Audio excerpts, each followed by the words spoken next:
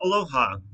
The message I'd like to share with you for this week's midweek encouragement comes out of a reflection that I had while I was listening to a book about the biography of C.S. Lewis, the well-known Christian author. And C.S. Lewis, one of the terms that he coined is chronological snobbery.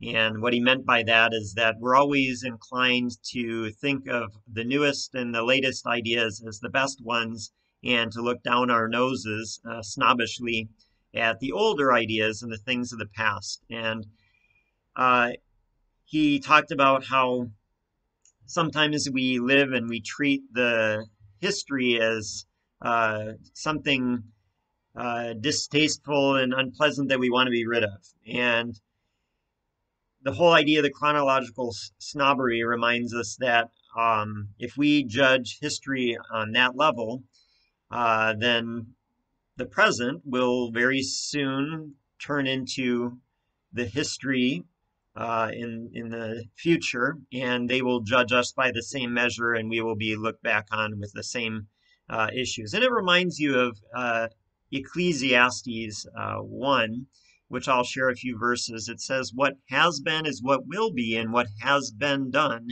is what will be done, and there is nothing new under the sun. Is there a thing of which it is said, 'See, this is new'? It has already been in the ages before us. There is no remembrance of former things, nor will there be any remembrance of later things yet to be among those who come after." So the writer of the Ecclesiastes, Solomon, is just reflecting on the shortness of our memory, how quickly we forget and repeat the things of the past. And it's important that we learn from the past, that we study our history and we value it as something that we stand on the shoulders of those who came before us, that there was wisdom and lessons that were taught in previous generations that can guide us and lead us in the future if we're not foolish enough to repeat the same mistakes that they are. And also for us to not be too harsh on those in the past, as we might also be judged equally harshly for our own blind spots in this present age.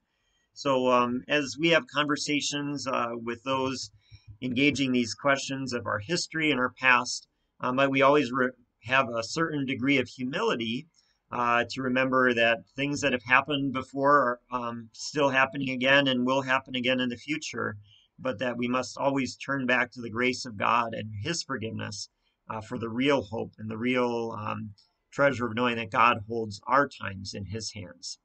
God's blessings to you in Christ.